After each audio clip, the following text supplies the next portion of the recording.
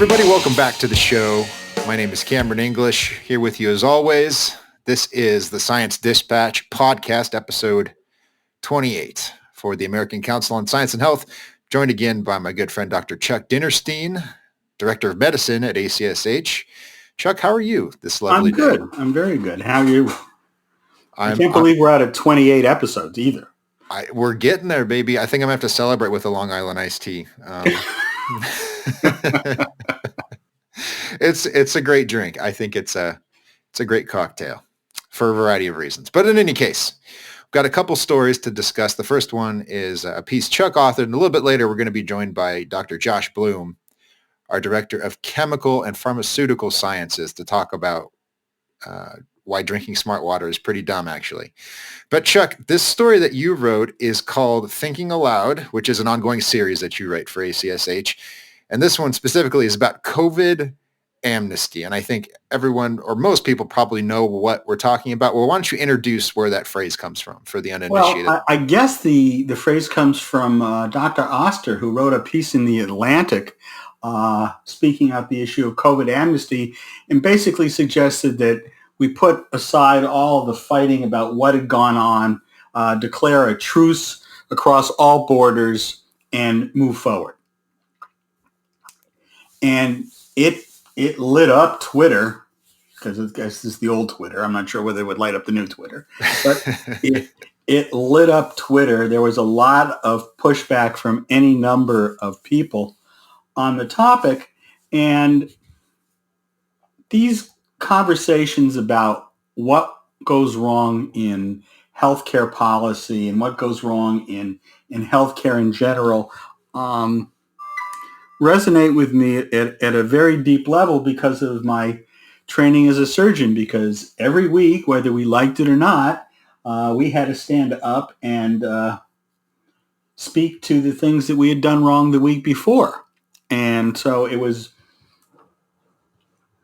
a rare time when we didn't have to get up, in this case, in my residency on Friday, and discuss what we had done wrong, what we could have done better, or what we should be doing differently. And that has colored a lot of my thinking when we start talking about COVID amnesty, because I don't think that Dr. Oster is correct. I don't think we can put everything aside. On the other hand, I don't agree necessarily with the people that push back, saying that we have to punish the people that got things wrong. And the place that I went to talk about that briefly was this book by a guy named Dr. Charles Bosk, who is a sociologist.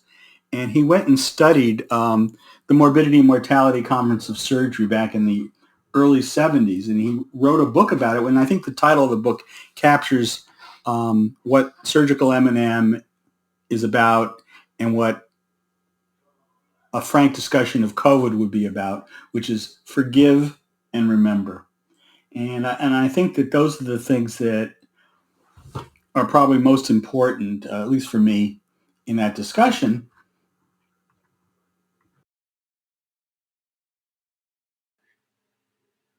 So there's a couple of things to discuss here. And one thing I'll say right out of the gate is that there was a spectrum of criticism of her article in The Atlantic and in your story. There was, there were some people that were being a little more nuanced, and there were some people that were just coming at you with a hammer, that just bludgeoning.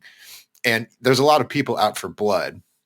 And perhaps that's understandable to a certain extent. But if I can maybe try to neatly summarize some of the criticism, I didn't see anything.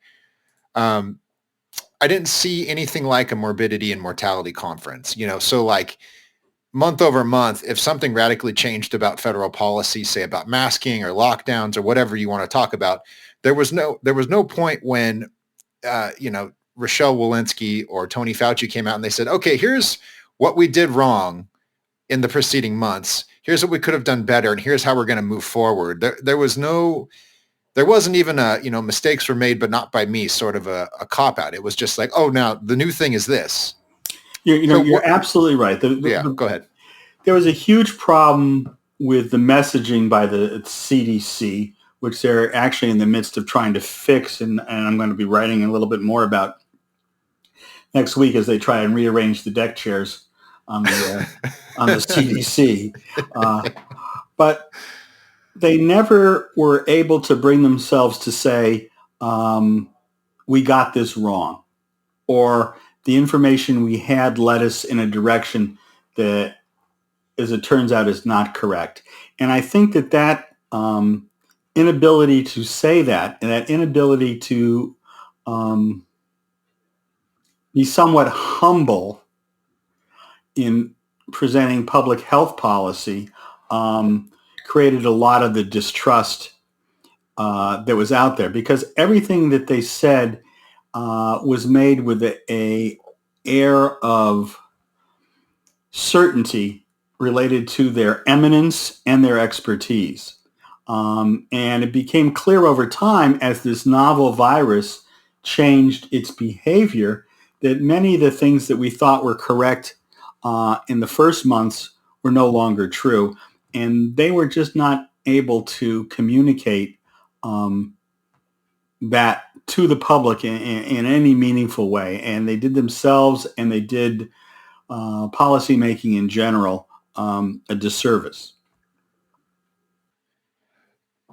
That's certainly true. And I think one of the points you make that's really helpful is that you can't understand intentions in many cases. You just don't know what's going on in somebody's head, especially if they're a public official, and, you don't know all of the variables that are influencing their thinking and the things that they're saying. So I think there's some room for caution there. But I remember very clearly when my understanding of the pandemic shifted, and it was in June 2020, because by and large, when this thing broke out, I was like, well, I work with lots of scientists. They're all telling me this, and I trust them. So I'm gonna go along with what they say.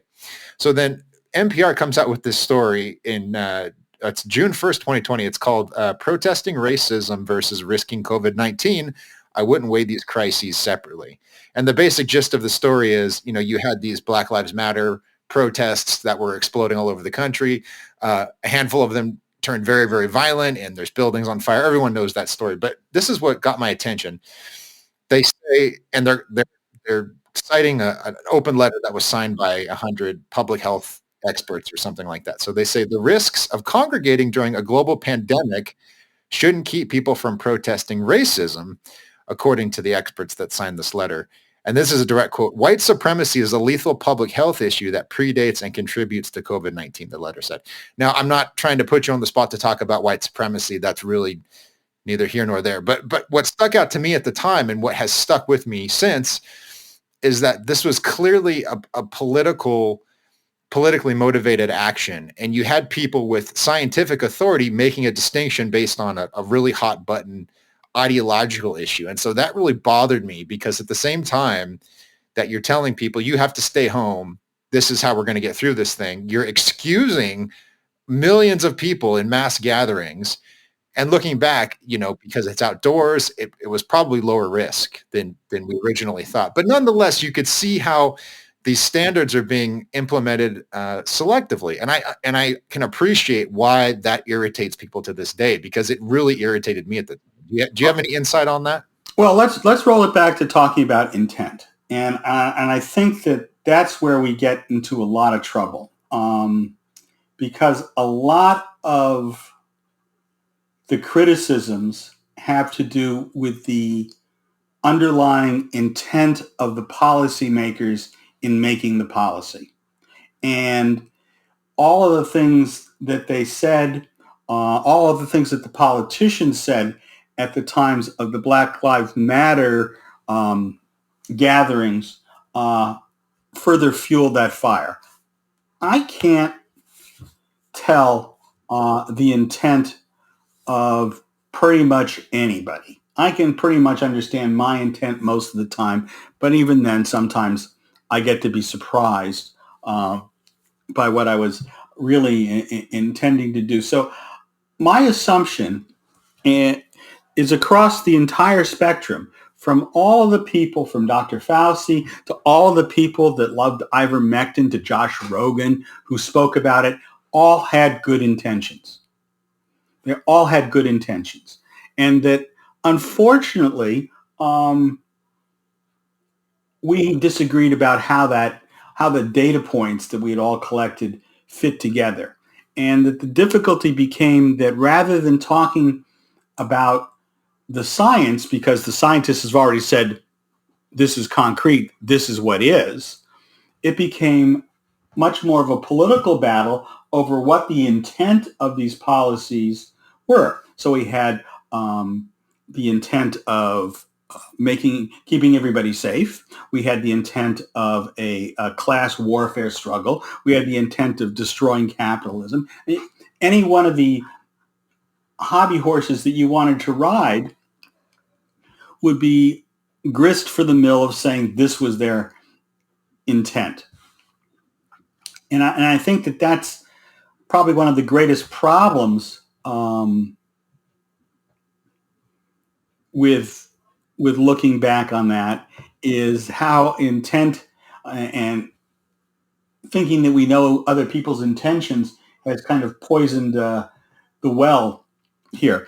And when we did surgical M&M, there was never a belief that we did something to deliberately harm a patient.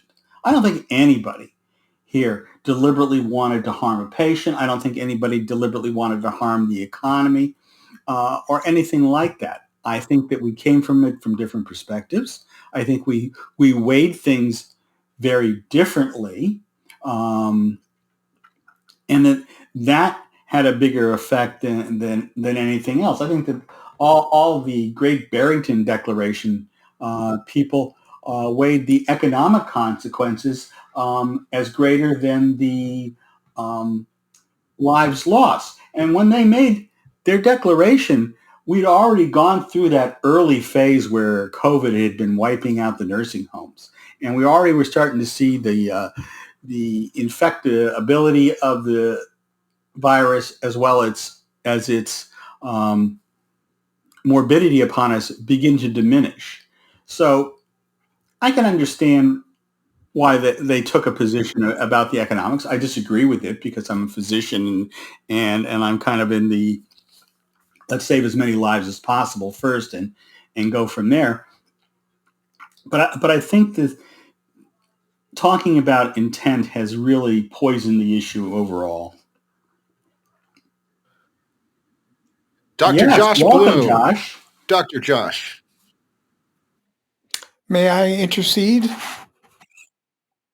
Yes, I just got back from I won't say. I think you need to cut the CDC a break, especially June of 2021, but for a different reason, because that's when we started to find out that the 95% prevention of infection that came out of the clinical trials with Pfizer didn't hold up once you started to see mutation. So that we had exactly a month. It was pretty much just May of complete freedom if you had your second vaccination by then, and all the masks came off and everybody went inside, and then it changed. So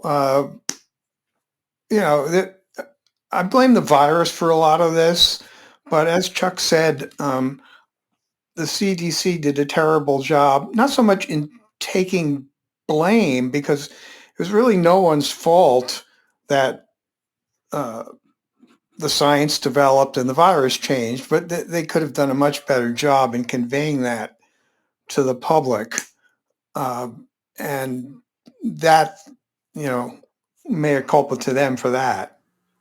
And, it's an interesting thing because you really never know. Even let's assume for a moment that they did a better job. It doesn't necessarily mean that more people would have gotten vaccinated or not gone to work or worn masks or anything else. I think that it would have made it possible for there to be that opening for greater trust. Though I'm sure that there are people that would take the moment to say, look, this is a flip-flop, rather than saying, No, the virus is a dynamic entity and is changing.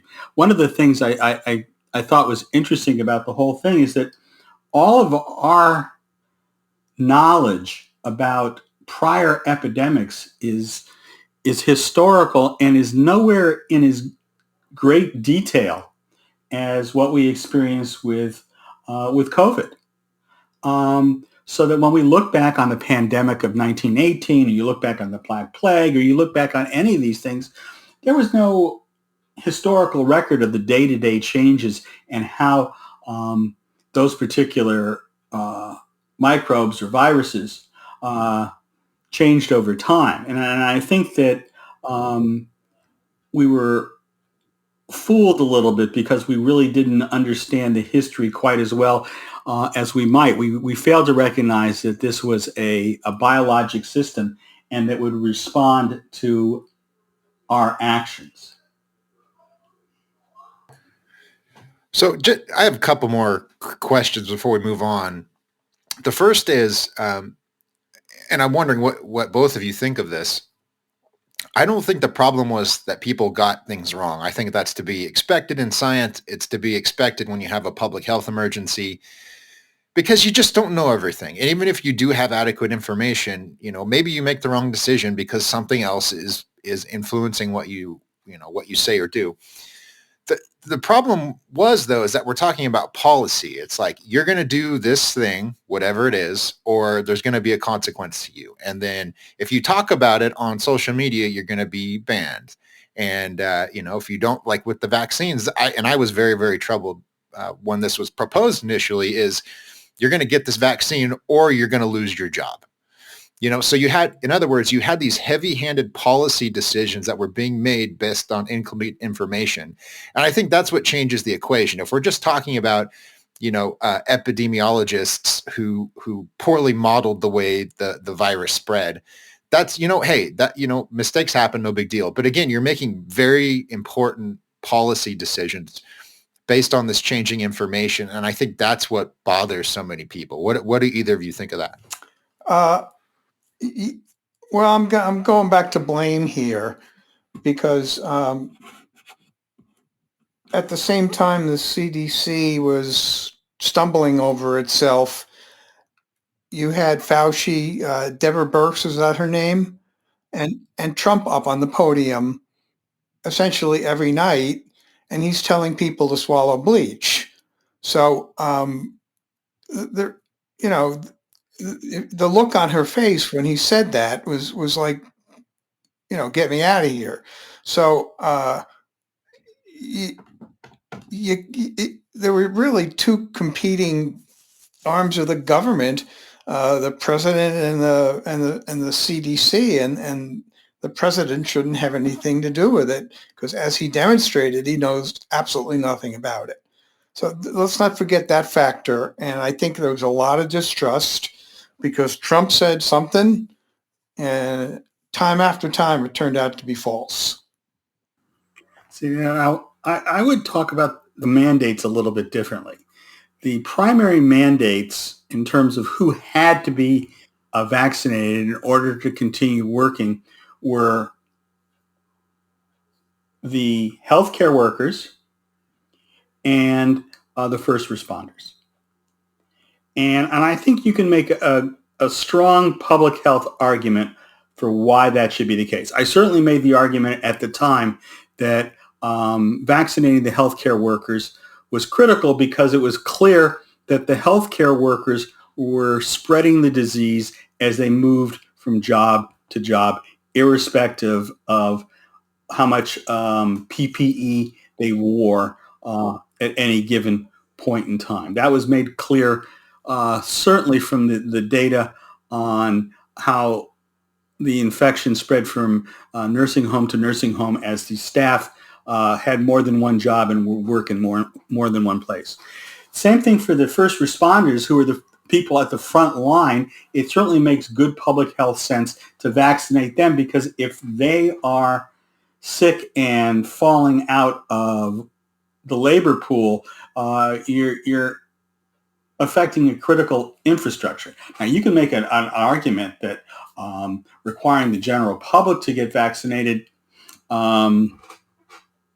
made less sense, but I think from the point of view of the initial thought of stopping the virus before we began to see how easily it could mutate, that too was not an unreasonable position. But it was never, none of these things were ever expressed in that way.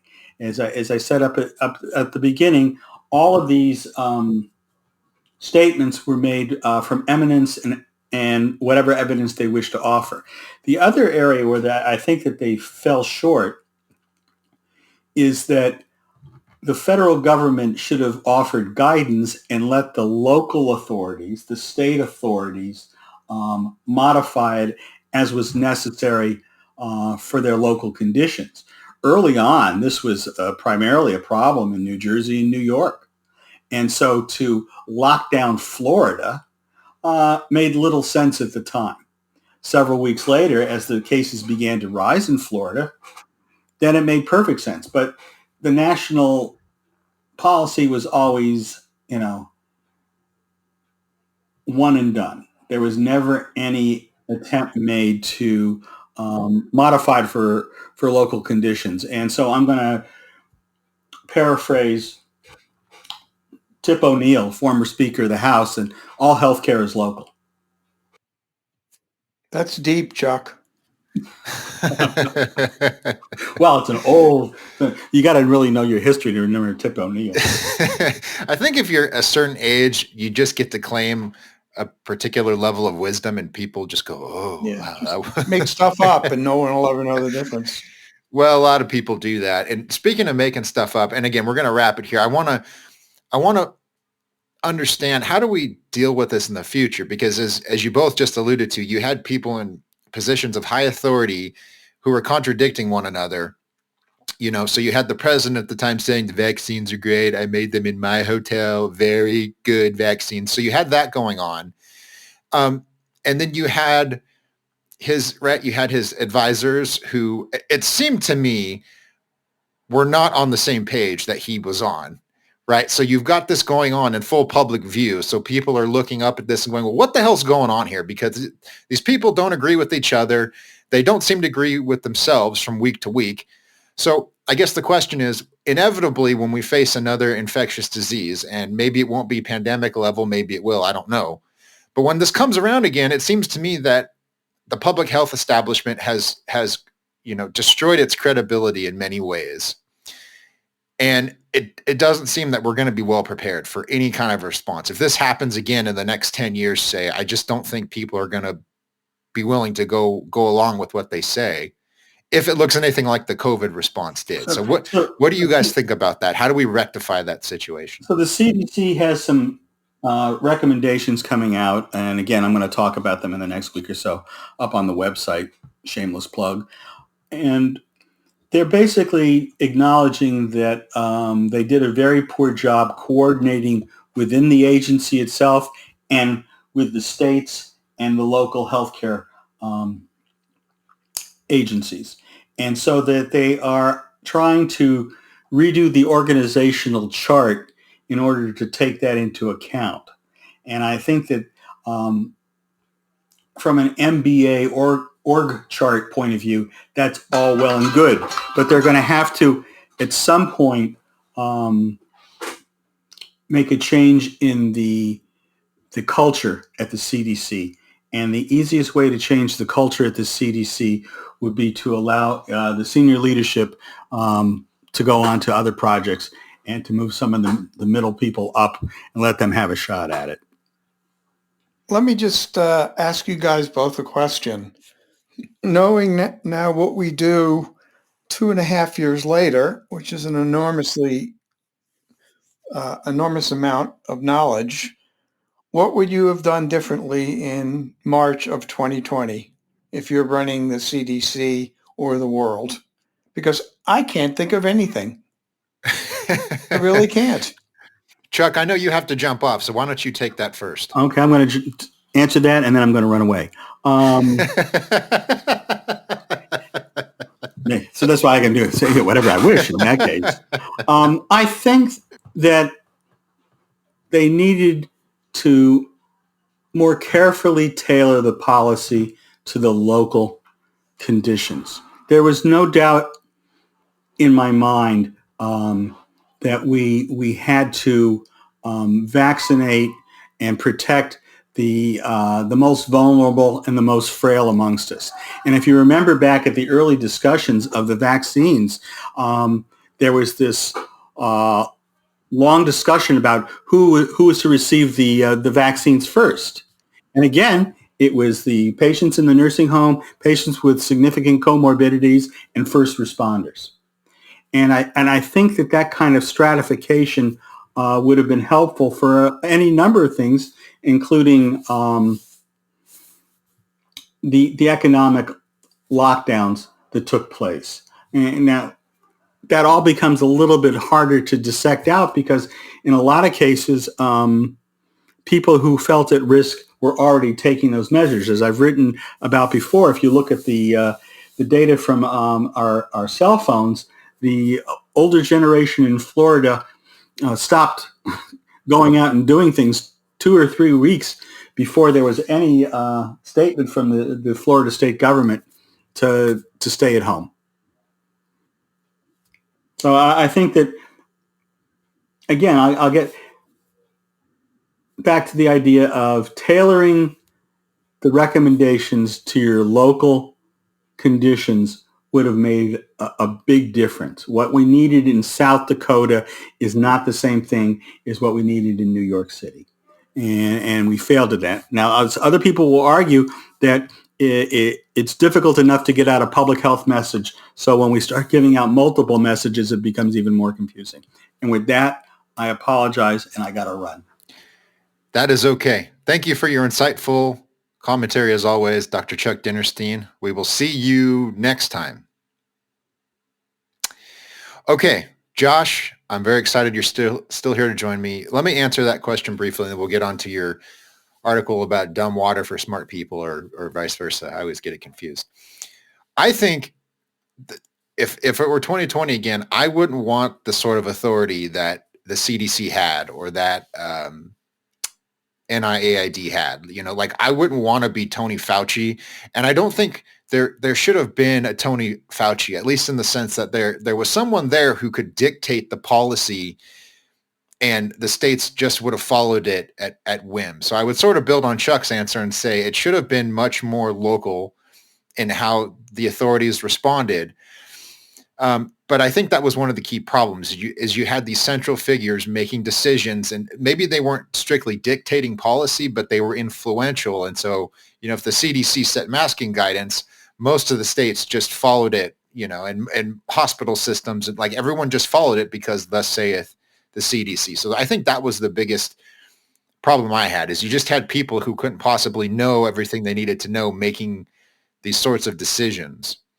And then the other thing, and I'm curious to hear what you think about this, the other thing is more humility and more willingness to accept responsibility and maybe apologize is the wrong word, but to acknowledge that you made a mistake and that you're going to build based on what you've learned from that mistake. You know, as we've been talking about, that just didn't happen, you know, so someone would make a blunder or a policy wouldn't work correctly. And instead of talking about why that happened, you would get the fact checker brigade, you know, the internet's hall monitors running around going, excuse me, you're not allowed to criticize the CDC in such a manner because the science dictates that this is an evolving situation and blah, blah, blah, blah, blah.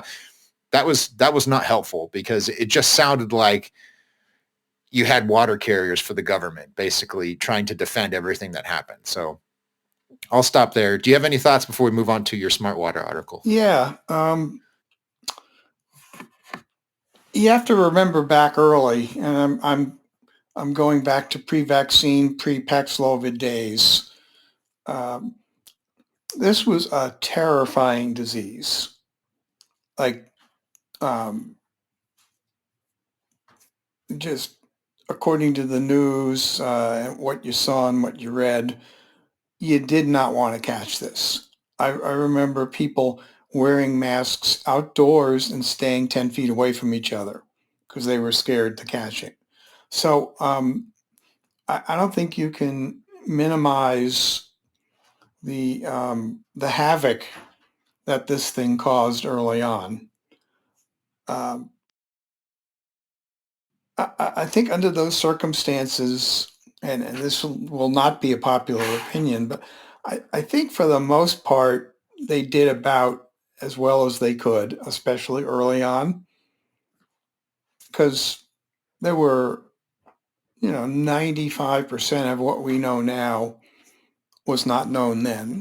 People were leaving their Amazon packages outside because they were afraid to touch them. Now we know that touch isn't an important way of spreading it. There were the different types of masks, and somehow that turned into the politics of whether you have to wear masks or not. So it was bedlam, and if I'm not sure that a local approach would have really made much difference, because what was happening in New York was going to happen in Florida in a few weeks, and all the rest of the country. So I don't think there was a good way to handle it, but clearly, for at least a few months until the vaccines got started, it was pretty important to keep people away from each other. So, that's not a great solution, but I don't have a better one. And as a result, you're canceled. You're banned from all social media, and you may no longer have a job because I disagree with you, Dr. Boone. No, that's okay. Yeah, Josh says he's going to retire in the Bahamas, and he don't care what I think anymore. Okay, but let's move on, Josh. And I want to talk about this article. I think this is classic Josh Bloom editorializing, and the story is called "Smart Water for Dumb Consumers." Right off the bat, just a beautiful title. It says everything you need to know. But why don't you summarize the story for the folks who haven't read it? Well, I'll back up a little bit. Basically, bottles of water have been glorified for a long time now. Whether it's somebody throws a load of caffeine in and calls it an energy drink, or whether they throw in a piece of blueberry and it's an antioxidant. Okay, it's bottled water. The period. So, the manufacturers of different brands have different lies that they spread in order to make their products sell. Like Red Bull energy. It's not water, obviously, but it's a ton of caffeine, a ton of sugar, and maybe they throw a useless vitamin in so they can at least pretend that it's healthy. So the smart water nonsense is nothing new. It's just it was just basically a commercial that annoyed the hell out of me. So I just needed to make fun of it. Sidebar, have you seen the movie Idiocracy?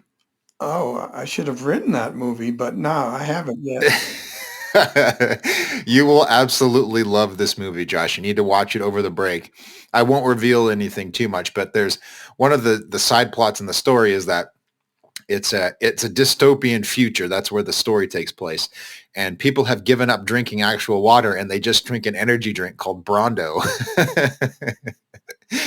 And the tagline is, it's what plants crave. So you just made me think of that with the Red Bull thing, because their thing is Red Bull gives you wings, and there's nothing wrong with these per se, if you drink an energy drink instead of a cup of coffee or whatever. But the mistake is really with the marketers who say, oh, it's got acai berry, or it's got vitamin blah, blah, blah, or it's got, echinacea, or like whatever stupid thing is supposedly in this.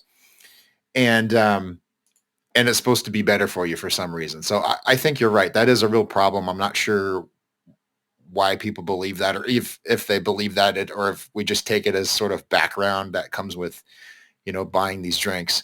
But specifically to this smart water ad that you're talking about, I've seen this on TV very recently. And I just remember, even before reading your article, I would roll my eyes because it's it's a fashion designer or something, and she's just racking her brain about what to do with this mannequin. And then she just happens to have a bottle of smart water, and she cracks it open, label conveniently showing right to the camera, takes a sip, and then the lights go on in her head, and she's got this great idea about what to do with her stupid mannequin. But you left out that her partner, assistant, coworker, whatever, like 2 seconds later, opens up the bottle of water, and it's like angel's wings sprout out of both of them.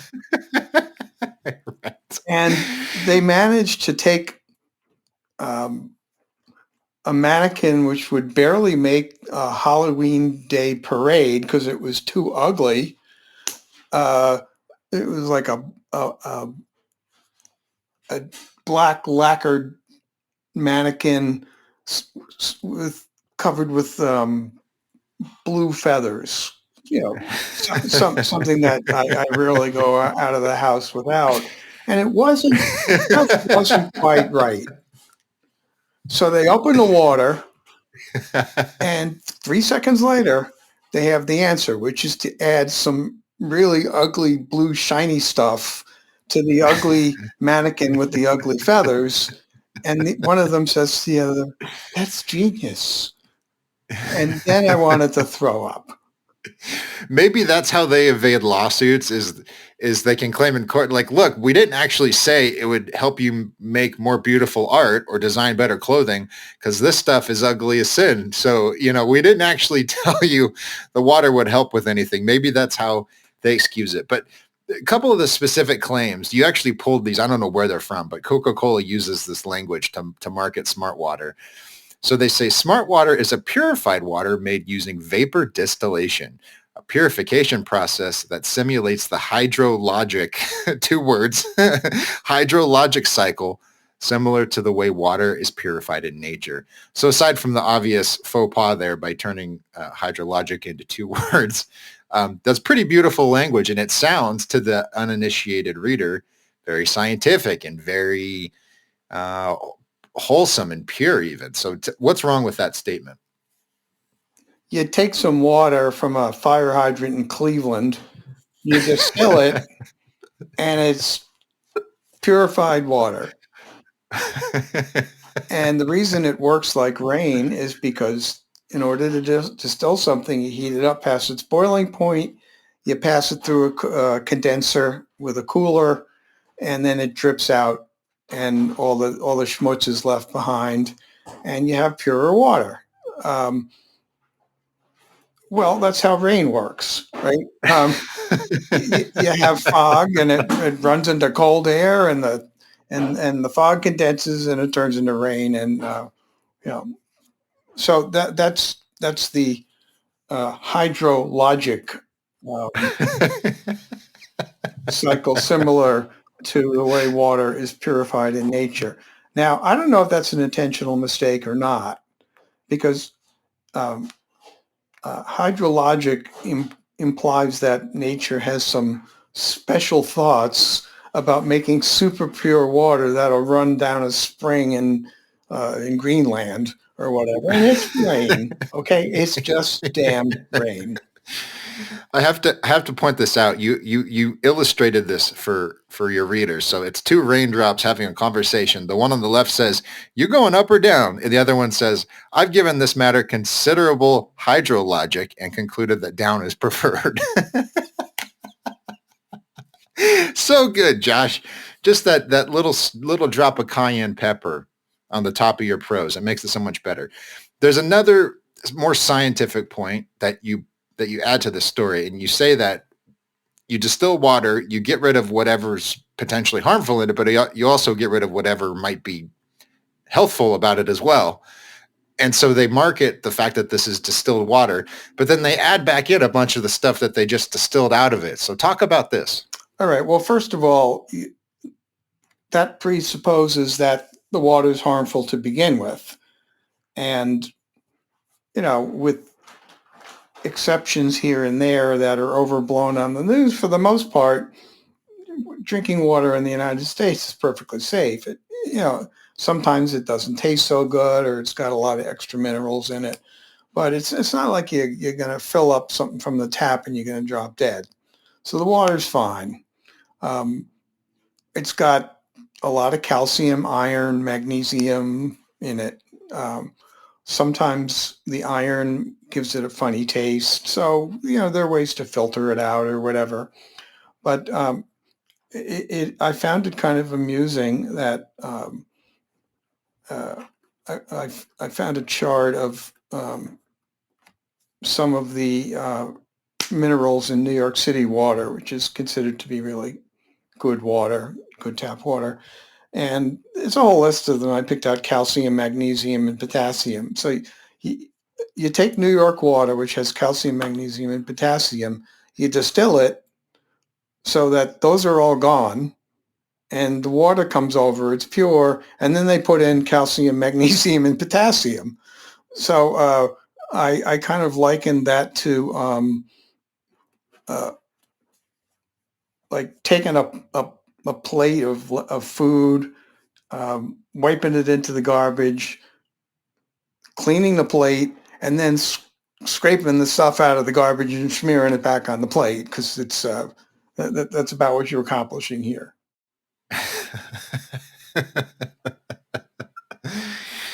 Okay, so if it needs to be said, let me outline it for people. Don't waste your money on smart water. Fill up your bottle with tap water, which is perfectly safe, if you're in the United States.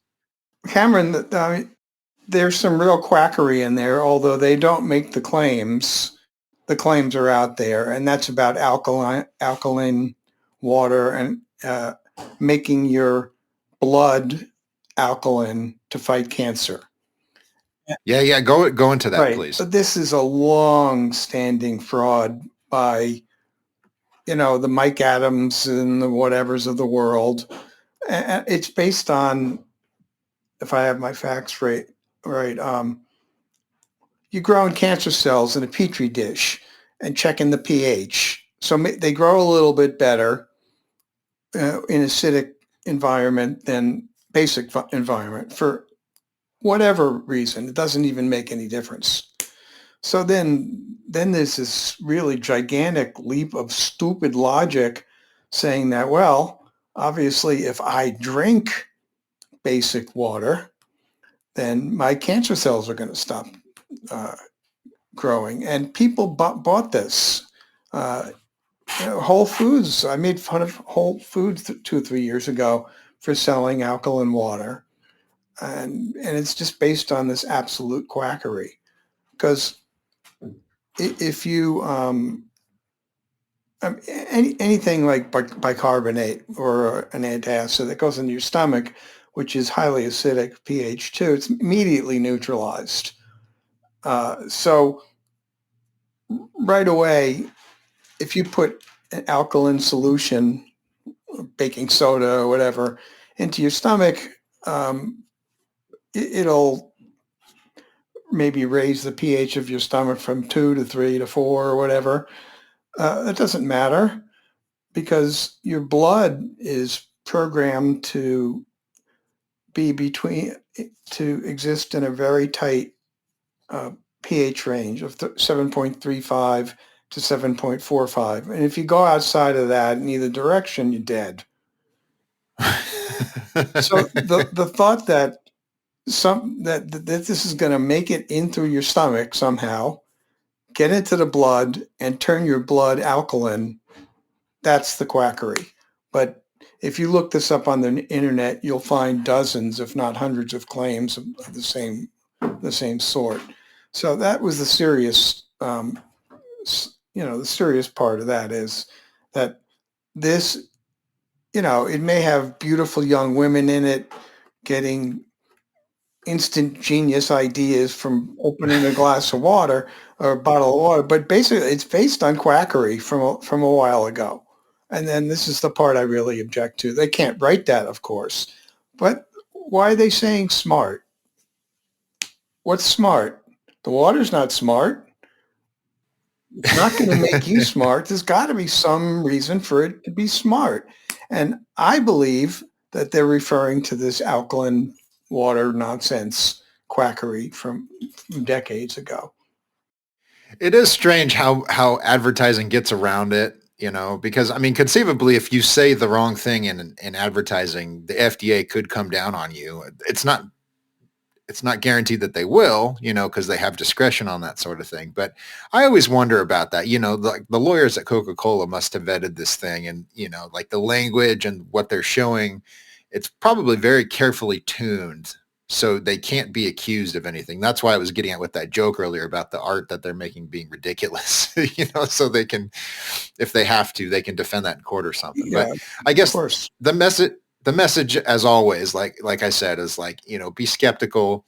Water's water. You need to drink it, but it's not going to be a religious conversion experience if you drink the right water, and you're not going to boost your career or whatever. And you're not going to prevent cancer either. Right. Yeah. I mean, and you quote someone from Memorial Sloan Kettering Cancer Center here, right? So go to people like that. Go to people that study cancer for a living and treat cancer patients for a living. Don't go to Dr. Axe because he's a clown. Same thing with Mike Adams, right? They don't know what they're talking about. Start with Josh Bloom, work your way into more narrow expertise from there. I think that's the best advice. I couldn't agree more. Josh is here to answer all piano-related questions and chemistry-related questions for you folks out there. But we're going to stop there. Thank you, as always, for joining us. If you want to get these stories we're talking about, go to our website, acsh.org. Click on the subscribe tab up top. Punch in your email. 3 times a week, we'll send you our dispatch newsletter. And at the end of the week, we look at the articles that have been read by the most number of people. And those are the ones we discuss here. So if you show up for the podcast and you've read those stories, you're going to know what we're talking about, and you'll get a little bit more out of the experience. And with that, we will see you all next time.